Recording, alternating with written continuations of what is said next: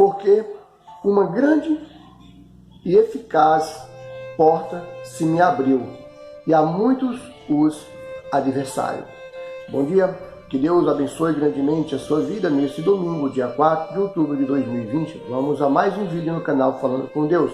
Desde já, como de costume, peço que você compartilhe nas suas redes sociais, mande, envie para os seus amigos, porque é certo que Deus vai aí falar com cada um que ouvir e de repente tirar as dúvidas, que tem pessoas que têm dúvida em relação a esse versículo, não compreendendo então assim o verdadeiro significado dele. Volto a repetir mais uma vez que quando a gente pega a palavra de Deus e a leva de uma forma diferente, ou seja, contrária a aquilo que o Espírito Santo revelou a tal pessoa no passado, nós estamos automaticamente ferindo a palavra, nós estamos automaticamente distorcendo a palavra, e esse não é o objetivo da palavra de Deus. Ela está aqui hoje na terra, escrita para cada um de nós, para que nós venhamos então ter o discernimento real da palavra, para que então nós venhamos ter o discernimento integral da palavra e verdadeiro, para que não haja distorção, nem engano em relação à pregação da palavra de Deus.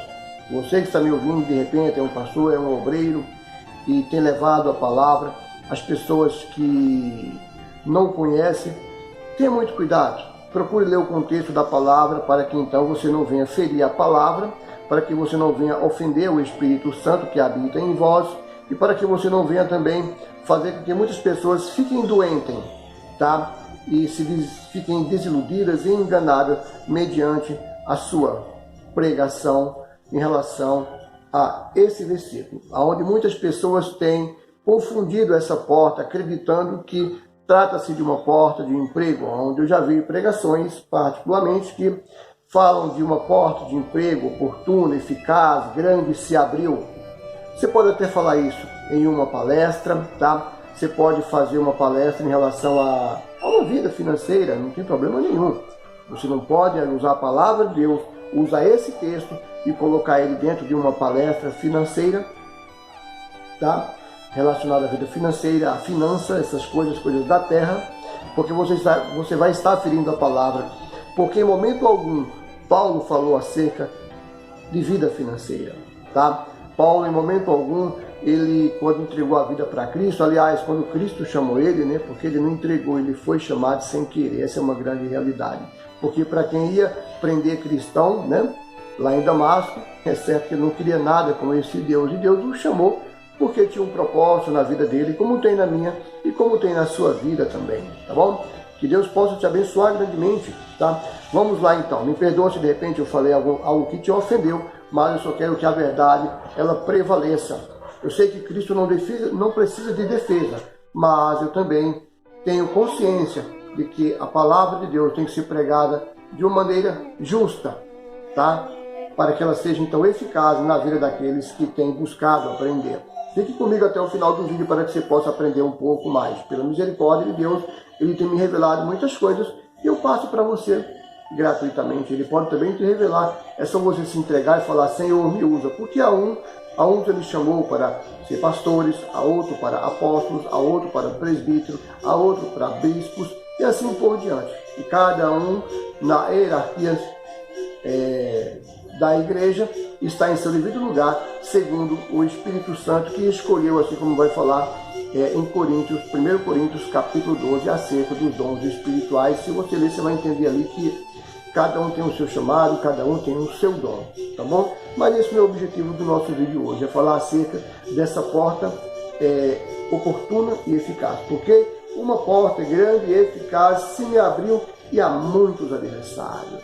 Paulo estava preocupado em levar a palavra de Deus, e chegando ele então a Éfeso, ele vai falar o seguinte aqui, vamos voltar um pouquinho para cima para você entender que a forma mais correta de você ler a palavra de Deus, meditar na palavra de Deus, é ler o contexto da palavra de Deus, é você ler toda a história, é você meditar em toda a história, para que você possa então entender o que o Espírito Santo fez naquele dia, naquela época, através daquela pessoa, e que é nesse momento fazer através de mim, através de você, dentro desta palavra. Nós podemos usar a mesma palavra para fazer a mesma coisa que Paulo fez mediante o Espírito Santo. Sim, a palavra de Deus é para isso. Ela é viva e eficaz. Se ela é viva, então ela não está morta. Ela pode ser usada nos dias de hoje, porém com o mesmo propósito, tá? E não com um propósito diferente, tá? Tem que ser o mesmo propósito ou semelhante ao mesmo propósito. Aqui trata-se, por exemplo, do ganho de almas, que era justamente a preocupação que Paulo passou a ter depois do encontro que ele teve ali a caminho de Damasco, e o Senhor Jesus se revelou a ele. Pois bem, vamos ler aqui, vamos ler no 6, tá bom, vamos ler, quer ver? O 16, dos 5 em diante. Irei, porém, ter convosco depois de ter passado pela Macedônia, porque tenho de passar pela Macedônia. Paulo tinha que passar por lá, né? E bem pode ser que fique convosco e passe o inverno, para que acompanheis aonde quer que eu for. Porque não vos quero agora ver de passagem, mas espero ficar convosco algum tempo, se o Senhor assim o permitir. Ficarei, porém, em Éfeso, até o Pentecostes, porque uma porta grande e eficaz se me abriu, e muitos são os adversários. Aí você pode perguntar, mas que adversário era esse? Do que se trata? Está falando das forças espirituais do mal? Está falando dos demônios que estavam ali perturbando a Paulo? Está falando dos inimigos? Os adversários que Paulo está falando são os próprios irmãos judeus aí, que era no passado irmãos. Não, nunca, não existe ex-irmão. Irmão é irmão e acabou-se, carnalmente falando, né? Eram aquelas pessoas que viviam no judaísmo, viviam ainda na antiga lei de Moisés. Então, esses eram os adversários. Porque Paulo, quando entrava na sinagoga, Paulo ia para cima. Paulo não ficava calado, ele defendia a palavra de Deus. Que é isso que eu estou fazendo aqui justamente aí, para se tem algum pastor que vai ver esse vídeo, não sei, ou alguém que prega a palavra de uma forma distorcida, levando para as coisas desse mundo, tá? Tal coisa que Paulo tem reprovado, que o Senhor Jesus Cristo tem reprovado, e qualquer outro discípulo do passado tem reprovado a palavra de Deus sendo pregada para fins mundanos, para fins terrenos, tá bom? Então, Paulo, ele tinha um propósito de levar até Éfeso a palavra de Deus. E ele contendia na sinagoga, tá? Todo o tempo que ele estava, todo o tempo que ele passava, não só em Éfeso, mas como em outras cidades da Macedônia, em qualquer outro lugar aonde ele estava, ele ia para cima. Ele não deixava com que as pessoas procurassem distorcer a palavra de Deus, tá? E vamos entender um pouco mais. Vamos aqui para... Se você for em 2 Coríntios aqui, 2 Coríntios 2,12, vai falar o seguinte: ora, quando cheguei a Troás para pregar o Evangelho de Cristo, e abriu-se uma porta no Senhor. Você vê que ele vai esclarecer que é uma porta no Senhor. E não tive descanso no meu espírito, porque não achei ali o meu irmão Tito. Mas, despedindo-me deles, parti para Macedônia para fazer o trabalho, como você viu agora anteriormente, eu falando. Estou passando passagens aqui para você poder entender um pouco melhor. E falando aí em Timóteo, vai falar o seguinte, acerca das coisas concernentes a esse mundo. Como roguei quando parti para a Macedônia, ele rogou a Timóteo, né?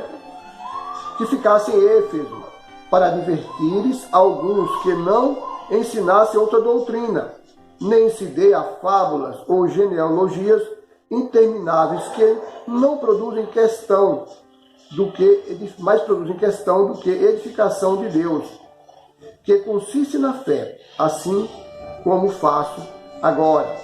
Então ele estava exortando, falando para que viesse então cuidar da igreja, para não que entrasse em contenda em coisas, em fábulas judaicas, que eu não vou entrar nesse assunto aqui, tá? Em fábulas judaicas, esse tipo de coisa. Agora vamos lá em Atos, para você entender onde eu quero chegar. Em Atos 18 está falando o seguinte, Atos 18 em diante. E Paulo, ficando ainda ali muitos dias, despediu-se dos irmãos e dali navegando para a Síria, e com ele Priscila e Áquila, né, com o casal ali, os dois.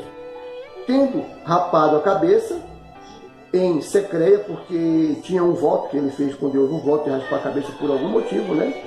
E também a gente não vai estudar acerca disso. e chegou a Éfeso e deixou ali. Mas ele, entrando na sinagoga, disputava com os judeus. Lá em Éfeso, onde a gente acabou de ler aqui sobre a porta. Ele disputava acerca do evangelho do Senhor Jesus Cristo. Só que, por conta dessa disputa, os judeus não gostaram, chegando ao ponto de que ele não tem. Lá, e rogaram-lhe eles que ficassem mais um pouco de tempo, continuando aí no 20. Né? Não conveio nisso antes, e despediu-se, dizendo: querendo Deus, outra vez voltarei a vós. E partiu de Éfeso. Então, ele partiu, ele saiu, ele foi lá, disputou com os judeus, ele deu a cara para bater, ele foi em cima, ele não aceitou aquele distorcimento da palavra de Deus, porque no judaísmo o que valia era o ato de circuncisão, tá? Que também não vou falar acerca disso. Depois vou fazer um vídeo tão somente acerca de circuncisão. Provavelmente eu faço isso amanhã, tá? Acerca da circuncisão, outro dia qualquer, mas eu vou pôr o título lá como circuncisão, aí você vai entender que é o vídeo que eu estou prometendo para você agora, que eu farei no futuro acerca da circuncisão, tá? Tanto a circuncisão judaica como a circuncisão aí de Cristo, tá? As duas circuncisões que são diferentes uma da outra, tanto do povo judeu aí, por conta da lei lá do passado de Moisés, que o próprio Deus que escolheu, né? Esse ato, né, de circuncidar para ser separado então dos demais povos, mas aí será um outro assunto para um outro vídeo. Você vê que ele pregou a palavra de Deus lá em Éfeso e saiu fora. Ele foi então lá para outras regiões, ele saiu de lá, ele foi para Cesareia e subiu até Jerusalém e ali saudando a igreja, tá? Foi para outros lugares. Só que essa pregação ela teve resultado lá em Éfeso. Você vê que ele disputava com os judeus ali, ele saiu, mas ali teve um resultado. Você vê que depois, quando ele voltou a Éfeso, aí ficai porém em Éfeso, né? Até em Pentecostes vai ficar em Éfeso, porque uma grande porta se me abriu. Ou seja, deu um resultado. A palavra de Deus que ele levou até Éfeso fez com que uma grande porta se abrisse. Ali pessoas acreditaram, ali pessoas se entregaram para o Senhor Jesus, ali pessoas foram convertidas pelo Senhor Jesus, porque o poder da conversão não vem de mim nem de você, é dele para com nós e não de nós para com ele. Isso você também deve aprender. Quando a gente usa o termo eu me converti, na verdade você se converteu, porque conversão quer dizer mudança de direção. Então você tomou a atitude, tá, de sair do mundo em direção às coisas de Deus. Mas a conversão espiritual, a conversão da alma, essa é quem faz, é Cristo em mim e em você. E não você vem ter o poder de mudar a sua própria alma. Isso vem de Deus, isso não vem de nós, para que então não venhamos então nos engrandecer e que não venhamos ficar então com esse louvor, né?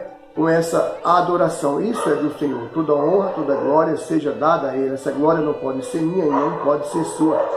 Temos que reconhecer que a conversão do homem ela não vem do homem para com Deus, ela vem de Deus, na verdade, para com o homem, porque é Deus que chama o homem para servi-lo. É Deus que quebranta o coração, é Deus que pode endurecer o coração, é Deus que dá a vida, é Deus que pode tirar a vida. Tudo é por Ele e tudo é para Ele. É como o povo reconheceu lá em Lamentações de Jeremias 5:21. Depois você vai lá e ler, você vai ver, você vai entender do que eu estou falando.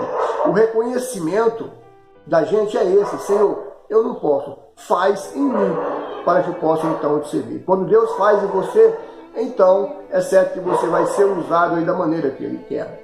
O conhecimento, o estudo, na verdade, não vem de você e nem de mim. É o próprio Deus que coloca, mediante o Espírito Santo, a revelação do Espírito Santo.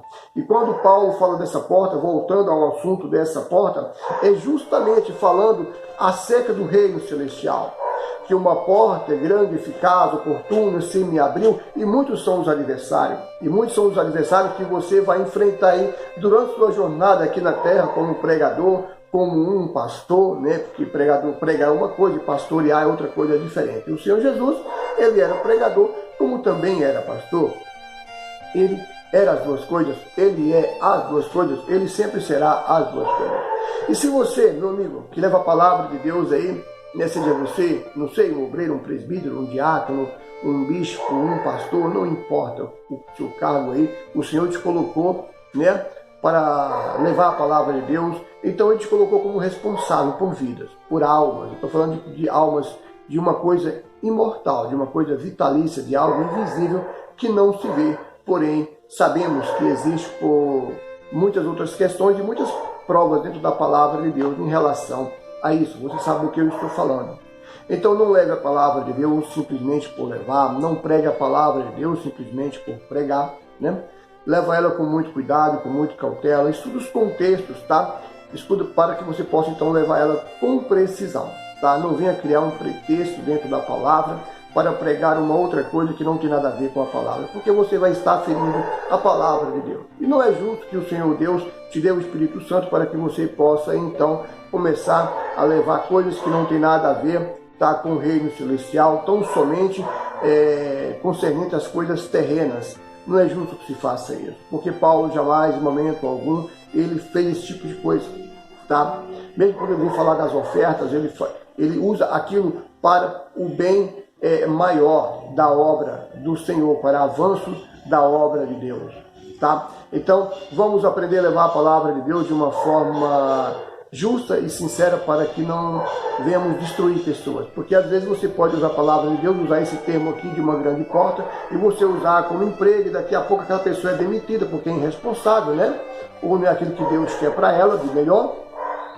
E a pessoa vai se decepcionar, não acreditando mais na Bíblia, não acreditando mais na palavra de Deus. E ao invés de você gerar um crente, você gerou um ateu, né? Que a pior coisa que tem é a pessoa ir para a igreja, não nascer de Deus e depois ela sair acaba virando um ateu porque ela não conheceu a Deus. Por que ela não conheceu a Deus? Porque ela foi culpada? Muitas vezes sim, muitas vezes não. Muitas vezes é porque o pregador que pregou uma palavra distorcida, ela não entendeu, não compreendeu de uma forma errada, né? E aquilo, ao invés de ajudá-la, aquilo a destruiu, aquilo afastou mais de Deus. Ela nunca havia conhecido a Deus, então agora é que não vai conhecer porque ela está descrente, porque ela não crê em Deus, porque ela não crê mais em ninguém. E tem os pastores como vilão, como ladrão e tantas outras coisas, tá? E o culpado disso muitas vezes é o próprio pregador, muitas vezes o culpado disso é o próprio pastor. Falar em pastorear, o pastor é aquele que cuida, é aquele que zela pela ovelha, é aquele que sabe como estão as ovelhas, na sua casa, o seu comportamento, os seus filhos. Esse é o verdadeiro pastor. Pregar é fácil, pastorear é muito mais complexo e requer um tempo e uma certa dedicação para ajudar aqueles que necessitam. Mas, só para fortalecer o recadinho, a porta oportuna e eficaz tem aberto para mim e para você todos os dias, principalmente no dia de hoje. Nós podemos pregar o Evangelho sem medo, principalmente aqui no Brasil, né? Em outros países, aí, de repente, que é proibida a pregação do Evangelho, é um pouco aí complicado para pregar a palavra. Você muitas vezes perde a vida fisicamente falando por conta da palavra de Deus. Embora que isso aí seria nada mais do que um grande lucro, como Paulo fala, né? Em relação a levar a palavra, e ele morreu pela palavra, como todos os demais têm morrido pela palavra. E os que não morreram pela palavra, morreram com a palavra. Que pode ser o meu e o seu caso, que moramos em um país que é livre. Certamente nós não morreremos pela palavra, mas devemos morrer com a palavra dentro de mim e de você, tá bom? Que Deus abençoe sua vida, espero que de repente você não tenha ficado chateado, tá, por aquilo que eu falei. Pastores, pregadores, né, obreiros, eu não sei o que você faz da igreja, tá bom? Mas uma coisa eu sei, vamos levar a palavra de Deus tão somente com um único propósito, alto e não terra, porque nós fomos gerados em Cristo para o alto, porque da terra já viemos, tá bom? Que Deus abençoe sua vida, até amanhã com mais um vídeo. Provavelmente eu vou fazer aquele vídeo lá que eu falei agora há pouco aqui, tá? Se não, depois uma outra hora eu faço, aí o Espírito Santo vai tocar, como eu tocou agora há pouco, para me fazer esse pequeno vídeo em relação a isso. Que Deus abençoe, pessoal, compartilhe nas suas redes sociais, tá bom? Espero que possa ajudar a mim e a você, isso que o Espírito Santo acabou de falar. Deus abençoe.